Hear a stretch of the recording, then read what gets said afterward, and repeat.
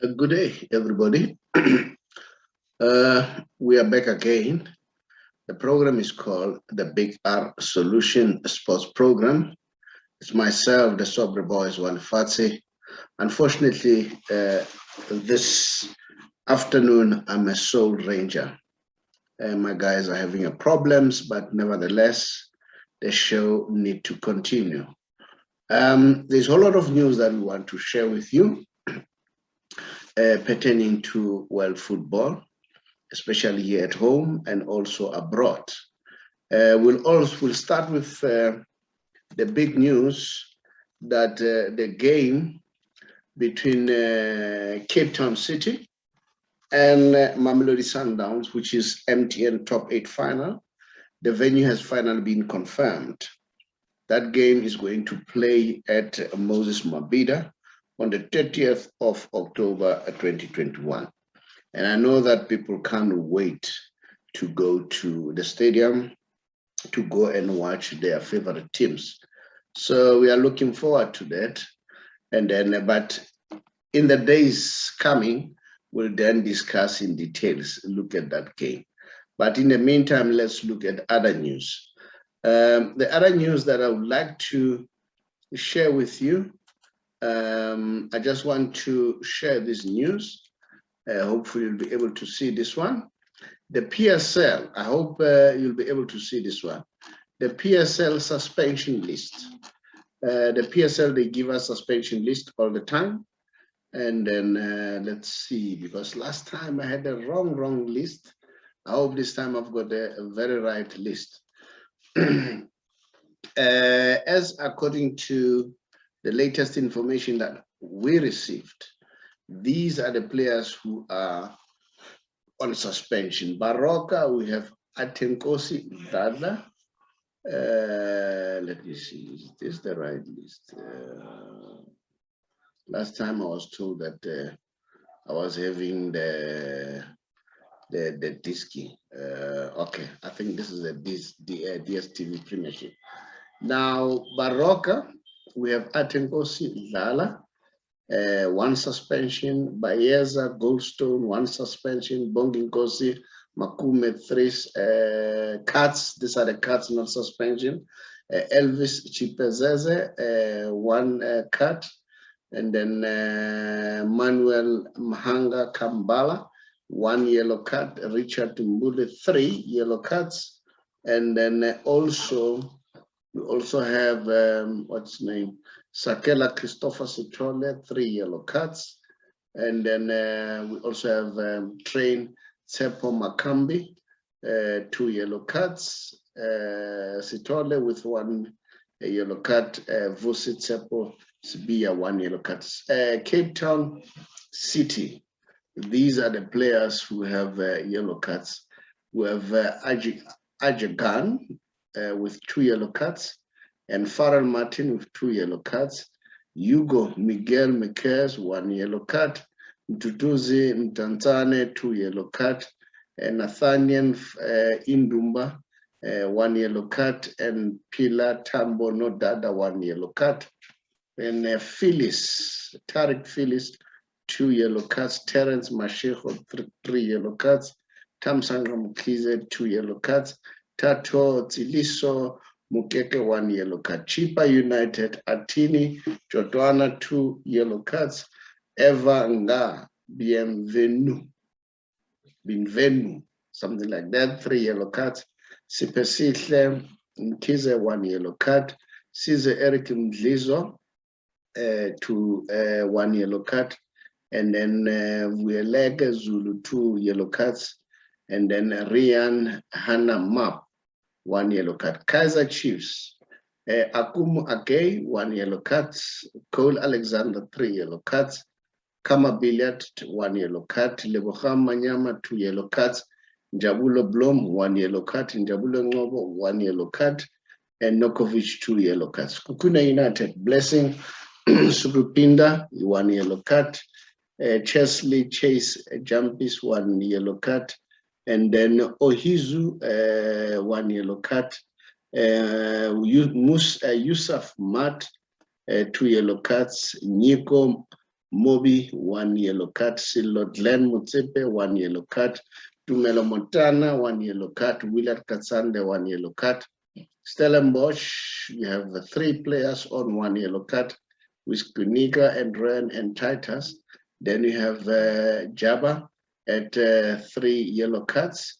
And then you also have about other players, Musa Medi 1 with 1, and also Langefeld, and then Farhierden also 1. Then you have others, Mendieta and Hude at 2 yellow cards. Super Sports United, you have the 3 following players with 1 yellow card: Krobler and Basera, and also Di Tokwe. And then others with 2 yellow cards: Kabuza, Nklapo, and also Weber.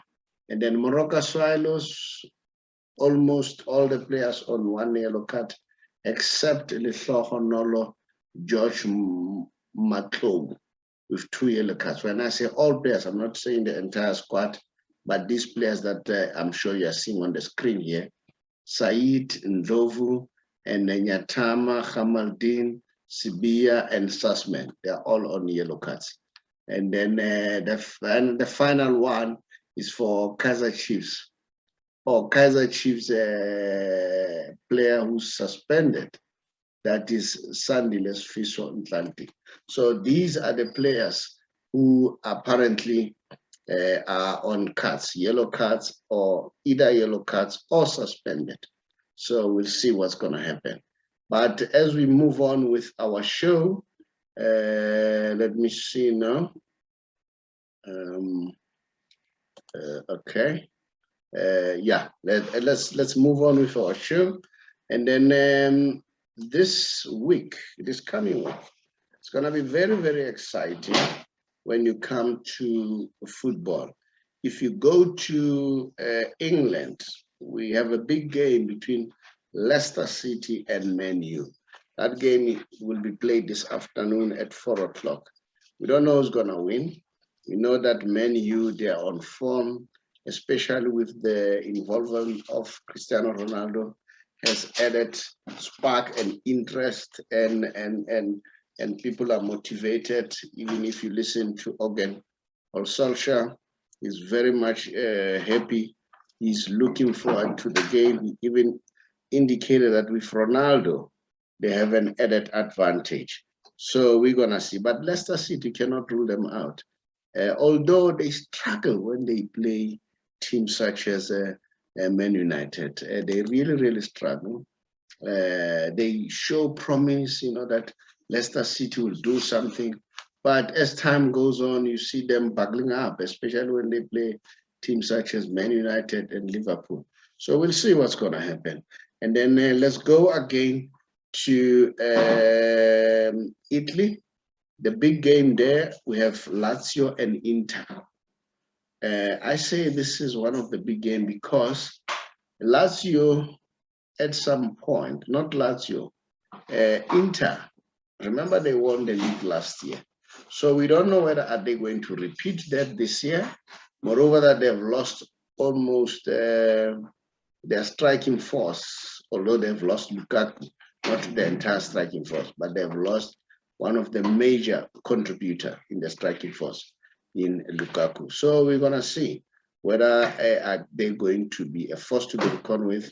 Moreover, the coach Conte is not there now, so we'll watch the space and see. Lazio, they they play hot and cold.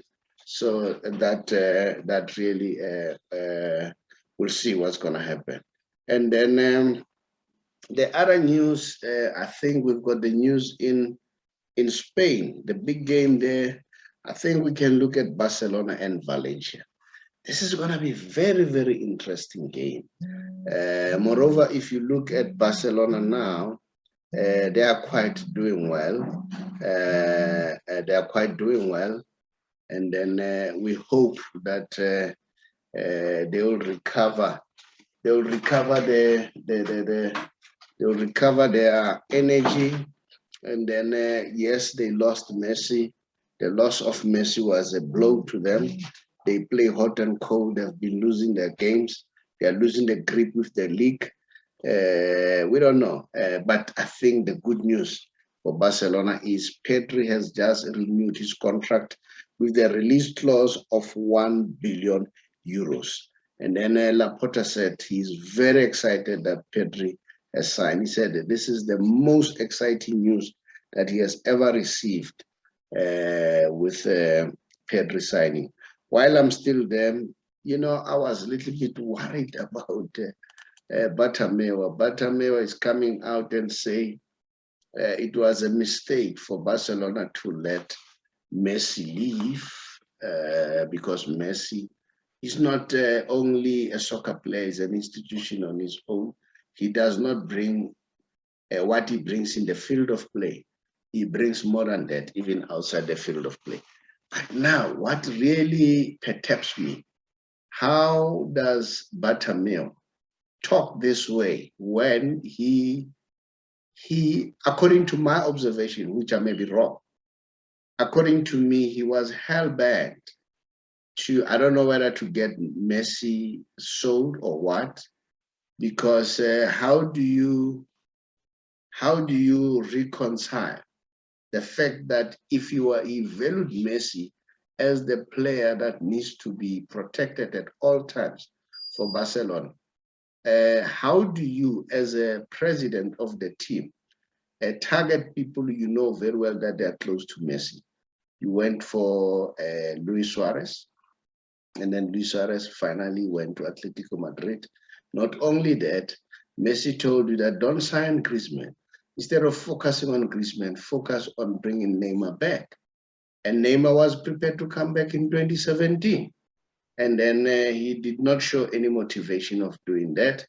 In fact, he kept on promising, and then he brought Griezmann, he brought Koeman, and then, you know, the atmosphere at Barcelona has never been conducive. In fact, Messi felt at some point that he wanted to leave under his leadership. So for me, it sounds like a bitter pill. I don't know whether he wants to get at Laporta, because he says, according to him, he wouldn't allow Messi to leave for any European team. Instead, he would allow him to go to China or Japan or US. Why do you want to choose for a player?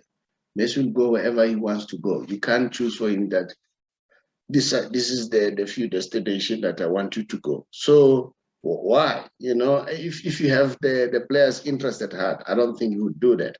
So I don't buy this thing that Bartomeu is coming up with, and then I think he just wants to get at Laporta. That's my understanding. I may be wrong, and then you tell me what's your take. And then we hear that Juventus, they want to buy Federico Chiesa, the Juventus striker. And then they say the way they want him so bad, they are prepared to give Juventus two players, Hazard and Asensio, plus cash. So I don't know what to take, you know. Asensio, to be honest, for me, he was a promising youngster. I thought we were going to read a lot from Asensio, but you know what? As time goes on, he's disappointing quite a lot. For me, he's really disappointing quite a lot. So, but with Hazard, you know, in the last show that we did, I did tell you that Roman Abramovich, for him to say he's thinking of bringing Hazard back to Chelsea, I don't think it's a good buy. Hazard is injury prone, and Hazard has lost confidence. You know, he's struggling.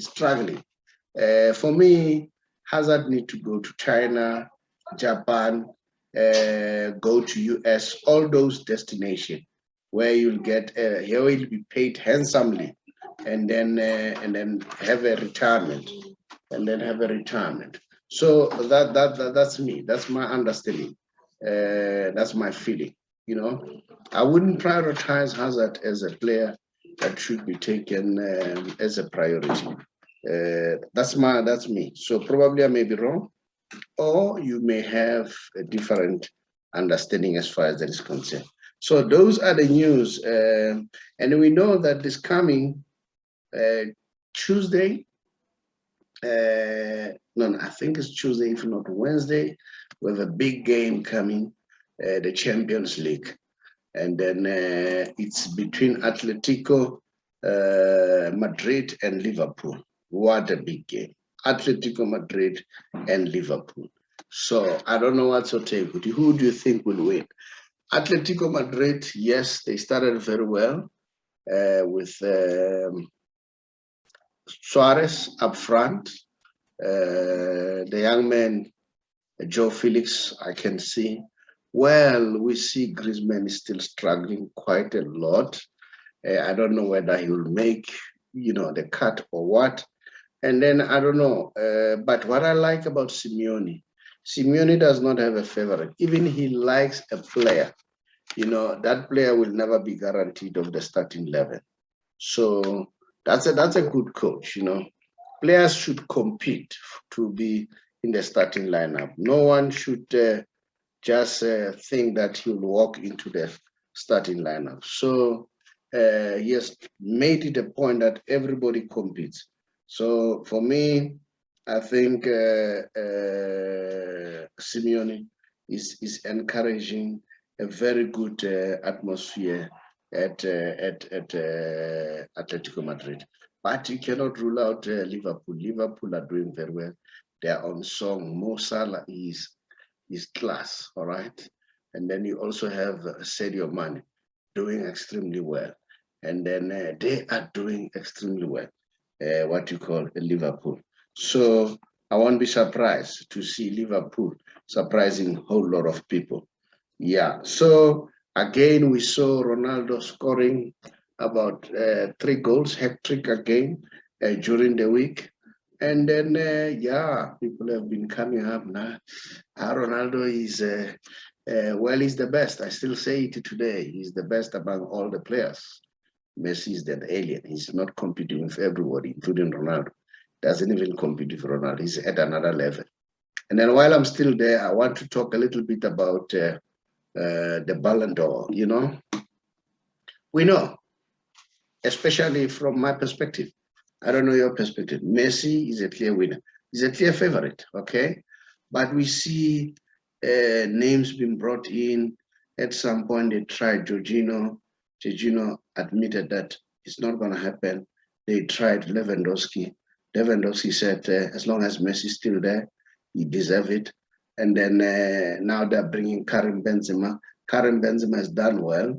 Maybe he should be, considered for, the La Liga, La Liga Player of the Year. But Messi did well within La Liga, irrespective of the fact that they won only the Confederation Cup.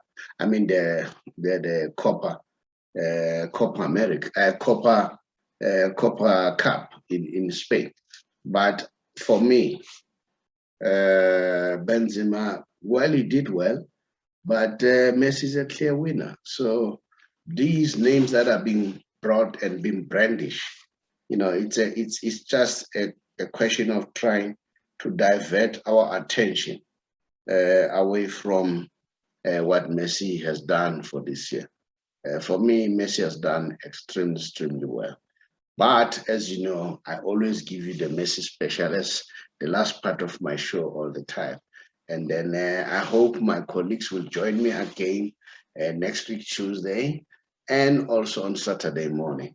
Now, the Messi special as usual. The Messi special of today, I just want to share something for you. Can I share? I think I'll share this. This is according to David Villa. Let's see.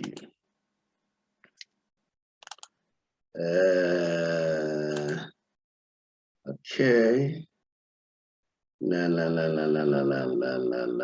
Okay.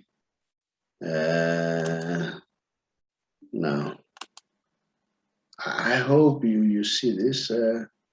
According to David Villa. Let's see. Let me make sure that you see this. Okay. I just hope that you see it because I'm all by myself. I may not know whether people see this or not. I just really hope. Let's see. Where are we now? Okay. Okay. No.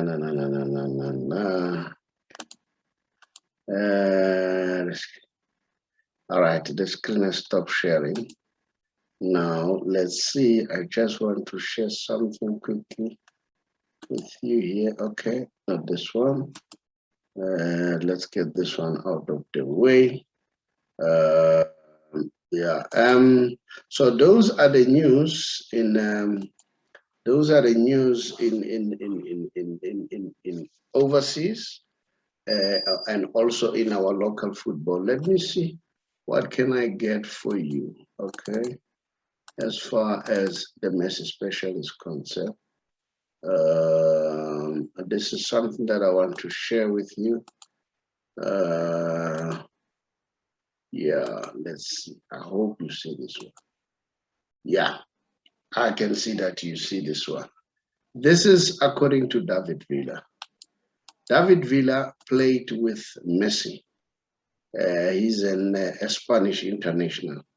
David Villa says, you know, if you give Messi the chance to play versus Andorra or Luxembourg, he would have scored 150 international goals. They are too easy to score against. With all due respect to both nations, I watched Ecuador demolish Portugal the other year. That's how hard football is. In other words, that's how football in South America is. So, and this is not the first person who made this argument. I saw one analyst who said Messi is playing with the toughest group in South America, the toughest team in South America, whereas Ronaldo is playing very weak teams in Europe, and he plays more games as compared to Messi, because South America, there are not too many teams in terms of their continent, but in Europe, there are many teams. So I don't know what's your take. But you know my argument all the time. I'm always a Messi person. So that one, it's a given. It's a given. That's according to David Villa. And then now let me stop that one and give you another sharing. So probably you see what I'm talking about when I talk about these two gentlemen.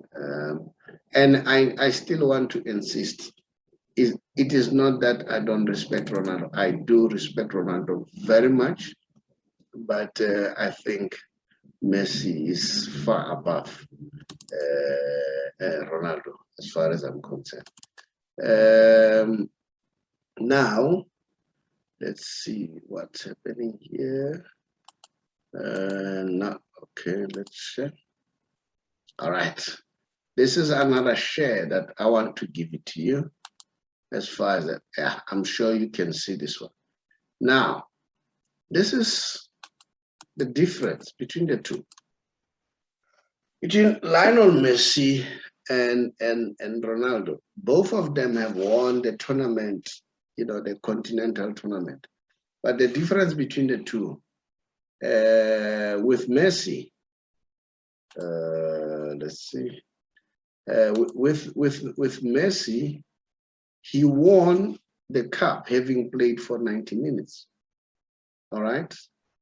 Whereas Ronaldo, he won the cup, but he was not playing. Instead, his teammates were the ones who were doing the work. So that's the difference. So I don't know, maybe you may dispute some of the facts, but I'm sure you know some of these things that I'm talking about, and you cannot argue with them. And then I always say, if you have a different point of view, please give me a view from another perspective. Give me something else from another perspective, or give me the facts. as I normally give you the facts. That was a show tonight. I mean, this lunch hour. I appreciate for watching. I know that your time is valuable. And then thank you very much. Keep on subscribing, keep on liking. And then hopefully on Tuesday, I'll be able to be joined by Ntwentle and Tsepang and Sheikhs Manoba Ngwing. Thank you very much for your time. Much appreciated. Thank you.